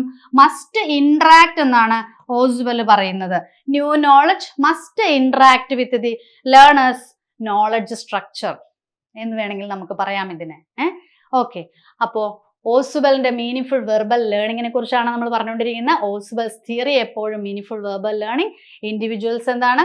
Must relate new knowledge to relevant concept, അല്ലെ? Must connect relate knowledge to relevant concepts they already know. Okay, new knowledge must interact with the learner's knowledge structure. Okay, അടുത്ത ചോദ്യമാണ് നമ്മൾ ഡിസ്കസ് ചെയ്യുന്നത്. ശ്രദ്ധിക്കുക. A student has the knowledge of the types of tests, assignments and important topics which he has to be thorough with. He also knows how to use his skills to master them. What type of knowledge is this? ഈ question വലിയ ചോദ്യമൊക്കെ തരും. ചോദ്യകർത്താവ് നിങ്ങൾ ഉദ്യോഗാർത്ഥികളെ കുഴപ്പിക്കാൻ വേണ്ടിയിട്ട് ചെയ്യുന്ന ഒരു ടെക്നിക്കാണിത്. പക്ഷെ അതിലൊന്നും നമ്മൾ പതറാൻ പാടില്ല. വളരെ സംയമനത്തോടെ, വളരെ ശ്രദ്ധയോടെ ഇത് വായിച്ചു നോക്കുക. A student has the knowledge of the types of tests, assignments and important topics which he has to be thorough with. അല്ലെ, അവൻ പഠിക്കേണ്ട കാര്യങ്ങളെ കുറിച്ച് അവന് നല്ല ബോധ്യമുണ്ട്, അല്ലെ? അതിനെക്കുറിച്ച് നല്ല അറിവുമുണ്ട്. He also knows how to use his skills. എങ്ങനെ എൻ്റെ സ്കില്ലുകൾ ആ തറോ നോളജ് വേണ്ടി വരുന്ന ഈ ഒരു ഇമ്പോർട്ടൻറ്റ് ടോപ്പിക്സിൽ, ഈ ടെസ്റ്റ്, അസൈൻമെന്റ്സ്, ഇതിലൊക്കെ എന്തൊക്കെ കാര്യങ്ങൾ ഞാൻ ചെയ്യണമെന്നും ആ കുട്ടിക്ക് നല്ല ബോധ്യമുണ്ട്, അല്ലെ? എന്തൊക്കെ ചെയ്യണമെന്നും തറവായിട്ട് പഠിക്കേണ്ട തിയറികളെ കുറിച്ചും പഠിക്കേണ്ട ടോപ്പിക്സിനെ കുറിച്ചും, അല്ലെ? ഏതൊക്കെ സ്കില്ല് ഈ ഒരു കാര്യം പഠിക്കാൻ വേണ്ടി, അല്ലെ, അതിൽ മാസ്റ്റർ ചെയ്യാൻ വേണ്ടിയിട്ട് ആ ഒരു സ്കില്ല് ഏതൊക്കെ വേണം എന്നുള്ളതും അറിയാം. അപ്പോ what type of knowledge is this എന്നാണ് ചോദ്യം. അങ്ങനെയുള്ള അറിവുള്ള ആ ഒരു നോളജിനെ, അത് ഏത് ടൈപ്പ് ഓഫ് നോളജ് ആണെന്നാണ് ചോദ്യം. ഓക്കെ, അപ്പോൾ അത് നമുക്ക് എന്താ മനസ്സിലായ ആ ചോദ്യത്തിൽ നിന്ന്? നമുക്ക് നോക്കാം. A procedural. എ എന്താണ്? Procedural. B metacognitive. C factual. D conceptual. അപ്പൊ ഒരു ചോദ്യം കാണുമ്പോൾ തന്നെ ഈ ഒരു മേഖലയിലൂടെ കടന്നു പോയിട്ടുള്ളവർക്ക് ഇതിന്റെ ഉത്തരം കിട്ടിയിട്ടുണ്ടാവും. ഇതിന്റെ ആൻസർ എന്ന് പറയുന്നത് മെറ്റാകോഗ്നിറ്റീവ് ആണ്. ഓർത്തു വെക്കുക, ആൻസർ ഏതാണ്? മെറ്റാകോഗ്നിറ്റീവ് ആണ് ഇതിന്റെ ആൻസർ ആയിട്ട് വരിക. മെറ്റാകോഗ്നിറ്റീവ് ആണ്. ഈ മെറ്റാകോഗ്നിറ്റീവ് ആയിട്ടുള്ള ചിന്തയുള്ളവർക്കാണ് ഈ ഒരു മെറ്റാകോഗ്നിറ്റീവ് നോളജ് ഉള്ളവർക്കാണ് എന്തുണ്ടാവുക? Type of test, assignments and important topics. ഒരു അസൈൻമെന്റ് കൊടുക്കുമ്പോൾ തന്നെ, അല്ലെങ്കിൽ എന്തൊരു കാര്യം കൊടുക്കുമ്പോൾ തന്നെ എന്തൊക്കെ ഞാൻ അതിൽ കവർ ചെയ്യണം, ഏതൊക്കെ കാര്യങ്ങൾ ഞാൻ പഠിക്കണം, അല്ലെങ്കിൽ ഏതൊക്കെ സ്കില്ലുകൾ എനിക്കിത് യൂസ് ചെയ്താൽ ഞാൻ അതിൽ മാസ്റ്റർ ആവും, അല്ല ഇതിനെ മാസ്റ്റർ ചെയ്യാനായിട്ട് എനിക്ക് കഴിയും, ഇതിനെക്കുറിച്ചൊക്കെ നല്ല നോളജ് ഉണ്ട്. അപ്പൊ അങ്ങനെയുള്ളവർ ഏത് കാറ്റഗറി പെടുന്നു എന്നാണ് ചോദ്യം. ഒന്നുകൂടെ നോക്കുക. Procedural, metacognitive, factual, conceptual. അപ്പൊ ഇതിൽ മെറ്റാകോഗ്നിറ്റീവ് എന്ന ആൻസർ നമ്മൾ പറഞ്ഞിരുന്നു. എന്താണ് മെറ്റാകോഗ്നിറ്റീവ്? മെറ്റാകോഗ്നിറ്റീവ് എന്ന് പറഞ്ഞാൽ നമ്മുടെ അതീത ചിന്ത എന്ന് പറയുന്ന ഒരു കൺസെപ്റ്റാണ് മെറ്റാകോഗ്നിറ്റീവ്. അതീത ചിന്തയാണ്. നമുക്ക് ഉള്ള സാധാരണ ചിന്തയിൽ നിന്നൊക്കെ മാറിയിട്ട് അതൊക്കെ മേലെ ആയിട്ടുള്ള ഒരു ചിന്തയാണ് മെറ്റാകോഗ്നിറ്റീവ് ആയിട്ടുള്ള തിങ്കിങ് എന്ന് പറയുന്നത്, മെറ്റാകോഗ്നീഷൻ എന്നൊക്കെ പറയുന്നത്. എന്താണ് മെറ്റാകോഗ്നിറ്റീവ്? അതീത ചിന്തയാണ് നമ്മൾ മെറ്റാകോഗ്നീഷൻ എന്ന് വിളിച്ചത്. എന്നാൽ അതീത ചിന്ത എന്ന് പറഞ്ഞാൽ എന്താണ്?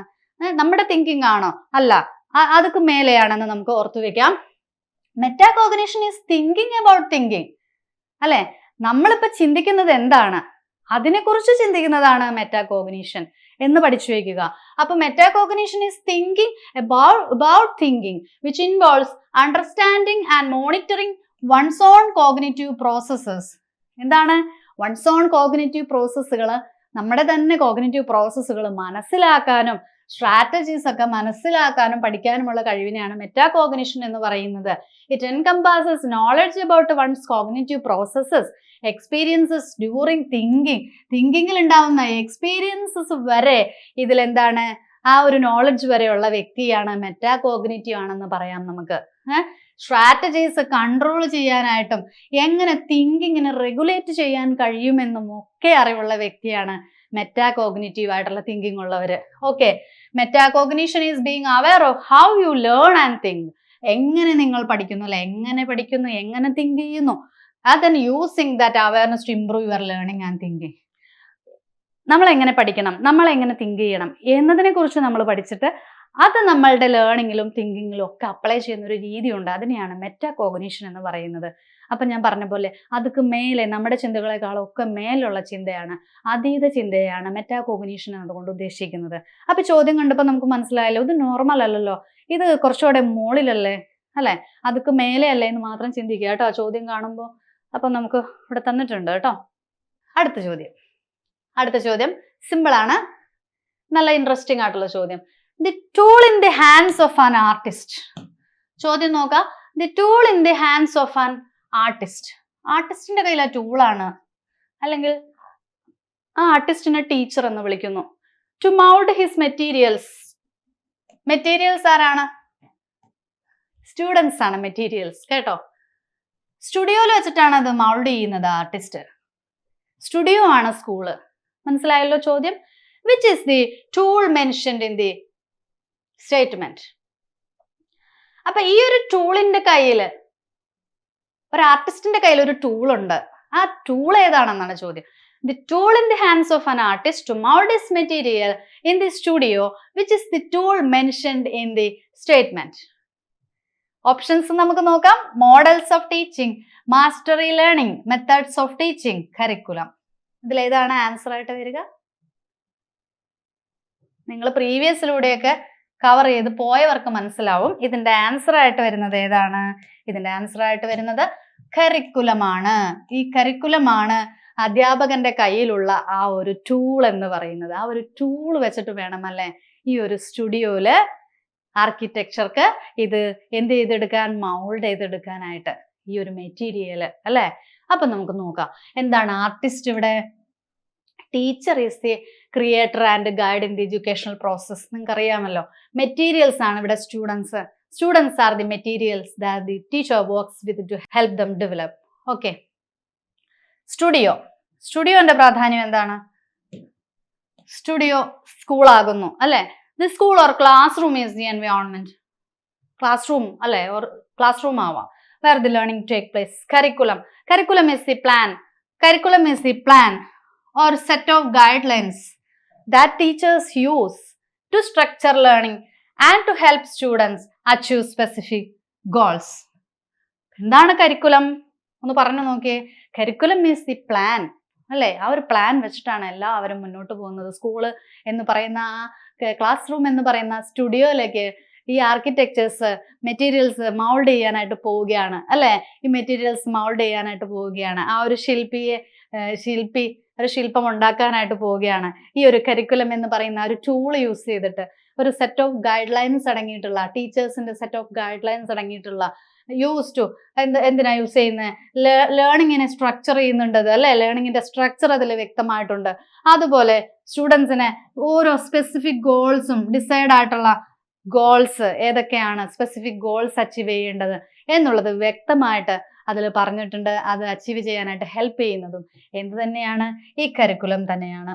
ഓക്കെ ആണല്ലോ. അടുത്ത ചോദ്യം, ഇൻഡക്റ്റീവ് തിങ്കിങ് എന്ന് കേട്ടിട്ടുണ്ടല്ലോ നിങ്ങള്. Inductive thinking model of Hilda Taba. ആരാണ്? വായക്കൊള്ളാത്ത പേരുകളൊക്കെയാണ്. Hilda Taba belongs to which family of teaching model? അപ്പോൾ inductive thinking model of Hilda Taba belongs to which family of teaching model? ക്ലാസ്സിൽ ഉണ്ടായിരുന്നവരൊക്കെ ഇതിന്റെ ആൻസർ ഇപ്പോൾ തന്നെ പറയണം. കോഡൊക്കെ ഇട്ട് തന്നിട്ടുണ്ടായിരുന്നു. ഈ ഹിൽഡ ടാബയ്ക്കും ഇൻഡക്റ്റീവ് തിങ്കിങ്ങിനും നമ്മൾ കോഡ് യൂസ് ചെയ്തിട്ടാണ് പഠിച്ചിട്ടുള്ളത് അല്ലെ. ക്ലാസ്സിൽ ഉണ്ടായിരുന്നവർ ഇതിന്റെ ആൻസർ ചെയ്ത് information processing family, social family, personal family, behavioural system family. Very important topic ആണ്. ഏത് ടോപ്പിക്കിൽ നിന്നാണ് ഇത് വരുന്നത്? അപ്പൊ ഏത് ഓപ്ഷൻസ് ഏതൊക്കെ? ഇൻഫർമേഷൻ പ്രോസസ്സിംഗ് ഫാമിലി അല്ലെ, ഫാമിലീസിൽ നിന്നാണ് ചോദ്യം ഉള്ളത്. Social family, personal family, behavioural system family. അപ്പൊ ഇതിന്റെ ആൻസർ ഏതാണെന്ന് നമുക്കൊന്ന് നോക്കാം. ഏതാണ്? ഇൻഫർമേഷൻ പ്രോസസ്സിംഗ് ഫാമിലിയാണ്.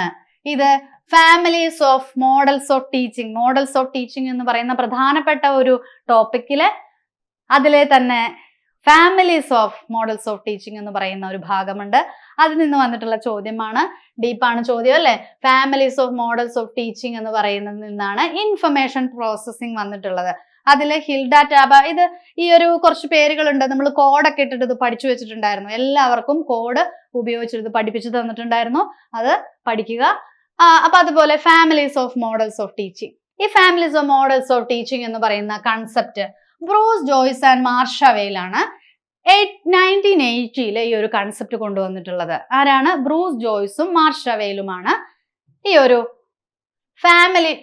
Families of models of teaching എന്നുള്ള ഒരു കൺസെപ്റ്റ് കൊണ്ടുവന്നിട്ടുള്ളത്. 4 ഫാമിലി ആയിട്ടാണ് ബ്രൂസ് ജോയ്സ് ആൻഡ് മാർഷ വെയിൽ ഈ ഒരു ഫാമിലികളെ തിരിച്ചിട്ടുള്ളത്. 4 ഫാമിലീസ് ആയിട്ട് 1980 ഇത് ക്ലാസിഫൈ ചെയ്തിട്ടുള്ളത്. ആ ഫാമിലീസിന്റെ പേരൊക്കെ നമുക്കൊന്ന് നോക്കാം. First one information processing family. ഏതാണ്? Information processing family. Second one social interaction family. Second one ഏതാണ്? Social interaction family. കാണാതെ പഠിക്കുക കേട്ടോ. 3 ബിഹേവിയർ മോഡിഫിക്കേഷൻ ഫാമിലി. ഏതാണ്? Behaviour modification family. Fourth one personal family. അപ്പോ 4 ഫാമിലീസ് ആണ്. First one information processing family, 2 social interaction family, behaviour modification family, personal family. ഇത്തരം families ആയിട്ട് ഈ ഒരു ബ്രൂസ് ജോയ്സ് ആൻഡ് മാർഷ വെയിൽ എന്ന് പറയുന്ന പേരുകൾ ഒഴിച്ചുകൂടാൻ പറ്റാത്തതാണ്. ഇവര് ഇങ്ങനെ ഒരു ഫാമിലി കറക്റ്റ് ആയിട്ടുള്ള സ്ട്രക്ചർ ഉള്ള ഒരു മോഡലാണ് ഇവർ ഡിസൈൻ ചെയ്തിട്ടുള്ളത്. മോഡൽസ് ആണ് ഇവർ ഡിസൈൻ ചെയ്തിട്ടുള്ളത്. അതുപോലെ ഈ മോഡൽസ് ഓഫ് ഫാമിലിയിൽ, ഈ മോഡൽ ഓഫ് ഫാമിലിയിൽ, ഏത് മോഡൽ ഓഫ് ഫാമിലിയിൽ?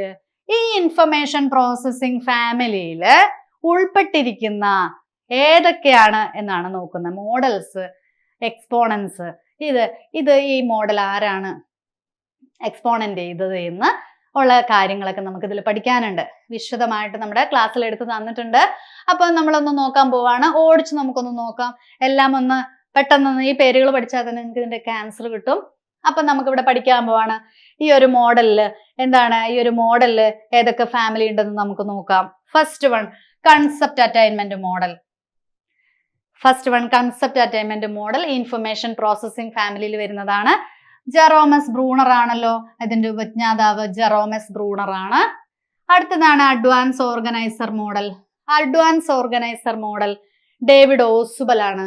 ഡേവിഡ് ഓസുബൽ ആണ് ഇതിന്റെ ഉപജ്ഞാതാവ് എന്ന് പറയുന്നത്. അടുത്തതാണ് നമ്മുടെ ചോദ്യം എന്ന് പറയുന്നത് inductive thinking model. Inductive thinking model ആരാണെന്നായിരുന്നു നമ്മുടെ ചോദ്യം. ഇൻഡക്റ്റീവ് തിങ്കിങ് മോഡൽ ആരായിരുന്നു? ഹിൽഡ ടാബ ആയിരുന്നു അല്ലെ. അപ്പൊ ഈ ഹിൽഡ ടാബ എന്നുള്ള ഇതായിരുന്നു ചോദ്യം. ഈ 2 ചോദ്യം ഉൾപ്പെടുത്തിയിട്ട് ഇത് ഏത് ഫാമിലി പെടുന്നു എന്നായിരുന്നു ചോദിച്ചത്. ഇത്തിരി ഡീപ്പായിരുന്നു ചോദ്യം അല്ലെ. നമ്മൾ ഇതെല്ലാം പഠിച്ചാലാണ്, ഇത് ഏത് ഫാമിലി ആണെന്ന് പഠിച്ചാലാണ് ഈ ഒരു ആൻസറിലേക്ക് നമുക്ക് എത്താനായിട്ട് കഴിയുള്ളൂ അല്ലെ. അപ്പൊ ഇത്രയും ഫാമിലീസ് നമ്മൾ പഠിക്കണം. ഇൻഫർമേഷൻ പ്രോസസ്സിംഗ് പഠിക്കണം, സോഷ്യൽ ഇന്ററാക്ഷൻ പഠിക്കണം, ബിഹേവിയർ മോഡിഫിക്കേഷൻ, പേഴ്സണൽ ഫാമിലി. ഇതെല്ലാം പഠിച്ചാലാണ് നമുക്ക് ഇതിൽ എത്ര ഡിവിഷൻസ് ഉണ്ട്, എത്ര മോഡൽസ് ഉണ്ട്, അതിന്റെ എക്സ്പോണൻസ് ഉണ്ട് എന്ന് നമ്മൾ പേരുകളെല്ലാം നമ്മൾ കോഡിട്ട് പഠിച്ചിട്ടുണ്ടായിരുന്നു. അപ്പൊ ഇതൊക്കെ പഠിച്ചാൽ മാത്രമാണ് നമുക്ക് ഈ ഒരു ചോദ്യത്തിന്റെ ആൻസർ കിട്ടുള്ളൂ എന്നാണ് എനിക്ക് തോന്നുന്നത്. ഓക്കെ, അപ്പൊ ഇൻഡക്റ്റീവ് തിങ്കിങ് മോഡൽ ഹിൽഡ ടാബ എന്ന ആൻസറുകൾക്ക് കിട്ടി. കോഗ്നിറ്റീവ് ഗ്രോത്ത് മോഡൽ എന്ന് പറയുന്നതിന്റെ എക്സ്പോണൻസ് എന്ന് പറയുന്നത് ജീൻ പിയാഷയും എഡ്മണ്ടുമാണ്. ചാഡ് സുഷ്മൻ ആണ്. Inquiry training model. Memory model Jerry ലൂക്കസും ലോറൈനുമാണ്. ജെറി ലൂക്കസും ലോറൈനുമാണ്. Biological science inquiry model. Biological science inquiry model Joseph Jackson Schwab ആണ്. ഇതിനൊക്കെ നമ്മൾ കോഡ് കൊടുത്തിട്ടുണ്ടായിരുന്നു. നമ്മൾ ഈ ഒരു ക്വസ്റ്റ്യൻ ഡിസ്കഷൻ ആയതുകൊണ്ട് തന്നെ നമുക്കത് പിന്നീട് ഡിസ്കസ് ചെയ്യാം. നമുക്ക് ഈ ഒരു ഇൻഫർമേഷൻ പ്രോസസ്സിംഗ് ഫാമിലിയിൽ എന്തൊക്കെയാണെന്നൊന്ന് നോക്കാം. ഈ ഒരു ഇൻഫർമേഷൻ പ്രോസസ്സിംഗ് ഫാമിലി എങ്ങനെയാണ് ഫോക്കസ് ചെയ്യുന്നത്? എന്തിലാണ്? എങ്ങനെയാണ് ഇൻഫർമേഷൻ പ്രോസസ് ചെയ്യുന്നത്, ഓർഗനൈസ് ചെയ്യുന്നത്? അണ്ടർസ്റ്റാൻഡിങ്ങിനും ലേണിങ്ങിനും വേണ്ടിയിട്ട് എങ്ങനെയാണ് ഓർഗനൈസ് ചെയ്യുന്നത്, പ്രോസസ് ചെയ്യുന്നത് എന്നാണ് ഇത് ഡിസ്കസ് ചെയ്യുന്നത്. ഓക്കെ, ഇന്റലക്ച്വൽ കപ്പാസിറ്റി ആണ് ഇതിൽ ഫോക്കസ് ചെയ്യുന്നത്. കാരണം എന്താണ്? ഈ ഇന്റലക്ച്വൽ കപ്പാസിറ്റി എന്ന് പറയുന്ന ടേം ഓർത്ത് വെക്കാൻ ഞാൻ പറഞ്ഞിട്ടുണ്ടായിരുന്നു. ഇന്റലക്ച്വമായിട്ട് കണക്ട് ചെയ്ത് വെക്കണം. ഇതിനെ ഇന്റലക്ച്വൽ കപ്പാസിറ്റിയുമായിട്ട് കണക്ട് ചെയ്ത് വെക്കണം, ബ്രെയിനുമായിട്ട് കണക്ട് ചെയ്ത് വെക്കണം, കോഗ്നിറ്റീവ് ആയിട്ടുള്ള കാര്യങ്ങളുമായിട്ട് കണക്ട് ചെയ്യണം. കാരണം ഇൻഫർമേഷൻ ആണ് ഇവിടെ പ്രോസസ് ചെയ്യപ്പെടുന്നത്. അത് ഇന്റലക്ച്വൽ ആയിട്ടുള്ള കപ്പാസിറ്റി ഉള്ളവരാണ് അങ്ങനെ ചെയ്യുന്നത് അല്ലെ. അപ്പൊ ഈ ഫാമിലി ഇന്റലക്ച്വൽ കപ്പാസിറ്റിയിലാണ് ഫോക്കസ് ചെയ്തിരിക്കുന്നത്. കോഗ്നിറ്റീവ് ലേണിംഗ് തിയറിയിലാണ്. കോഗ്നിഷൻ അല്ലെ, നമ്മളുടെ ബ്രെയിനുമായിട്ട് കണക്റ്റഡ് ആക്കി വെക്കുക. ഇത് rooted in this family rooted in cognitive learning theories. എന്തിലാണ്? കോഗ്നിറ്റീവ് ലേണിംഗ് തിയറീസിൽ വേരൂന്നിയതാണ് ഇതിന്റെ കൺസെപ്റ്റ് എന്ന് പറയുന്നത്. കോഗ്നിറ്റീവ് ലേണിംഗ് തിയറീസിൽ ഇന്റലക്ച്വൽ കപ്പാസിറ്റി, കോഗ്നിറ്റീവ്, അതുപോലെ തന്നെ എന്താണ് എഫിഷ്യന്റ് ആൻഡ് എഫക്റ്റീവ് ബ്രെയിൻ പ്രോസസ്സോ, how the brain process information. നമ്മൾ പറഞ്ഞു എങ്ങനെ ബ്രെയിൻ ഇൻഫർമേഷനെ പ്രോസസ് ചെയ്യുന്നു എന്നുള്ള കാര്യങ്ങൾ നമ്മൾ ഈ ഒരു ടൈപ്പ് ഫാമിലിയിൽ നമ്മൾ ഡിസ്കസ് ചെയ്യുന്നുണ്ട്. ഓക്കെ, അപ്പൊ ഇത് ചെയ്യുന്നത് aims to make learning more efficient and effective by understanding how the brain process information. എങ്ങനെ ബ്രെയിൻ വിവരങ്ങളെ പ്രോസസ് ചെയ്യുന്നു അല്ലെ എന്നുള്ള കാര്യങ്ങളൊക്കെ ഇതിന് മനസ്സിലായി. 3 പോയിന്റ് ഇമ്പോർട്ടന്റ് ആണ്. ഇൻഫർമേഷൻ പ്രോസസ്സിംഗ് ഫാമിലിയിൽ നമ്മൾ ആദ്യം പറഞ്ഞു focuses on how learners process and organise information to improve understanding and learning അല്ലെ. എങ്ങനെ ലേണേഴ്സ് പ്രോസസ്സ് ചെയ്യുന്നു ഇൻഫർമേഷനെ, എങ്ങനെ പ്രോസസ്സ് ചെയ്യുന്നു, എങ്ങനെ ഓർഗനൈസ് ചെയ്യുന്നു, എന്തിനു വേണ്ടിയിട്ട്?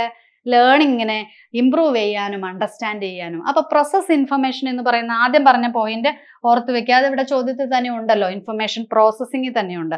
പിന്നെ അടുത്തതായിട്ട് പറഞ്ഞത് ഇന്റലക്ച്വൽ കപ്പാസിറ്റി, അത് ഇൻഫർമേഷൻ പ്രോസസ്സിംഗ് ഫാമിലിയുടെ അടുത്തൊരു ഫീച്ചറാണ്.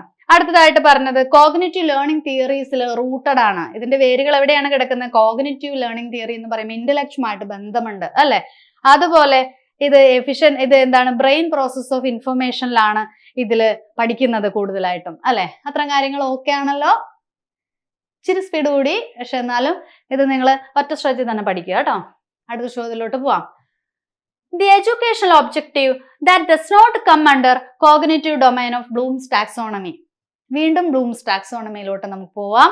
നമുക്ക് നോക്കാം എന്താണ് ചോദ്യം. എന്താണ് educational objective that does not come under cognitive domain of Bloom's taxonomy. ചോദ്യം നന്നായി വായിക്കുക കേട്ടോ. അപ്പൊ ബ്ലൂംസ് ടാക്സോണമിൽ പെടാത്തത് ഏതെന്നാണ് ഇതിൽ ചോദ്യം വന്നിരിക്കുന്നത് അല്ലെ. ഡസ് നോട്ട് കം എന്നുള്ളൊരു കാര്യം ഇവിടെ പറഞ്ഞിട്ടുണ്ട്. പരീക്ഷ ഹാളിൽ കയറുമ്പോൾ കാണുന്നത് എന്താണ്? ഡസ് നോട്ട് എന്നുള്ളത് മാത്രം നമ്മൾ കാണില്ല അല്ലെ, ചുറ്റുള്ളത് മാത്രം കാണുള്ളൂ. ഡസ് നോട്ട് എന്നുള്ളത് ഒന്നും കാണില്ലാത്ത അവസ്ഥയാവും. അപ്പൊ നമ്മൾ എന്ത് ചെയ്യണം? ഇതിൽ പെടാത്തത് ഏതെന്നാണ് ഇതിലെ ചോദ്യം എന്ന് പറയുന്നത്. ഇപ്പൊ തന്നെ ആൻസർ നിങ്ങൾക്ക് എല്ലാവർക്കും കിട്ടും. Application, A application, B analysis, C coordination, D synthesis. Answer നിങ്ങൾ പറഞ്ഞേ, ഇതിന്റെ ആൻസർ ഏതായിട്ടാണ് വരുന്നത്? ആൻസർ എല്ലാവർക്കും കിട്ടിയല്ലോ. ആൻസർ ഏതാണ്? കോർഡിനേഷൻ ഇതിൽ പെടുന്നതല്ല അല്ലെ. കോർഡിനേഷൻ ഇതിൽ പെടുന്നതല്ല. നമ്മളിവിടെ Bloom's taxonomy remember, understand, apply, analyse, evaluate, create, ഇതിന്റെ ഒറിജിനൽ ടാക്സോണമി നമ്മൾ പഠിച്ചു. ഇതിന്റെ സബ് പോയിന്റ്സ് ഇല്ലേ, ഇത് എന്തൊക്കെ ചെയ്യുന്നുള്ളത് ഇതിൽ നിന്ന് നമുക്ക് ചോദ്യം വന്നിട്ടുണ്ട് കേട്ടോ. ശ്രദ്ധിച്ചു പഠിക്കേണ്ട മേഖലയാണ്, വളരെ ശ്രദ്ധിച്ചു പഠിക്കണം. അതുപോലെ നൗൺ ഫോമും വെർബ് ഫോമും ആയിട്ടുള്ള കാര്യങ്ങൾ ബ്ലൂംസ് ടാക്സോണമിയുടെ ഈ ഒരു ഒറിജിനലും ഈ ഒരു റിവൈസ്ഡും നിങ്ങൾ പഠിക്കണം. അപ്പൊ അത് തന്നെയാണ് നമ്മൾ ഇവിടെ മെൻഷൻ. ഇതിലൊന്നും ഈ ഒരു കോർഡിനേഷൻ എന്നൊരു പദം കാണാനില്ല. നിങ്ങൾ പഠിച്ചവർക്കറിയാം അല്ലെ. ഈ ഒരു നമ്മുടെ റണ്ണാപ്പ്, അവക്ക് എന്ന് പറയുന്ന കോഡ് ഉപയോഗിച്ച് നിങ്ങൾ റിവൈസ്ഡ് ബ്ലൂംസ് ടാക്സോണമി ആവശ്യമുള്ളവർ അത് പഠിക്കുക. നിങ്ങൾക്ക് കോഡ് പഠിക്കാൻ ബുദ്ധിമുട്ടുള്ളവർ അത് ഒഴിവാക്കുക.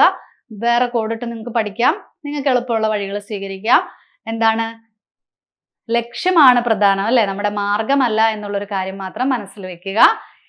ഇനി നമുക്ക് അടുത്ത ക്ലാസ്സിൽ നമുക്ക് അടുത്ത ചോദ്യങ്ങൾ ഡിസ്കസ് ചെയ്യാം. അപ്പോൾ നിങ്ങൾക്ക് ഈ ഒരു ചോദ്യങ്ങളെല്ലാം ഉത്തരങ്ങളെല്ലാം നമുക്ക് വളരെ ചുരുങ്ങിയ സമയം കൊണ്ട് നമ്മൾ എക്സ്പ്ലെയിൻ ചെയ്തിട്ടുണ്ട്. നിങ്ങൾക്ക് പ്രയോജനപ്പെടുമെന്ന് തന്നെ ഞാൻ കരുതുന്നു. അപ്പോൾ എല്ലാവരും നന്നായിട്ട് പഠിക്കുക. Okay, thank you so much.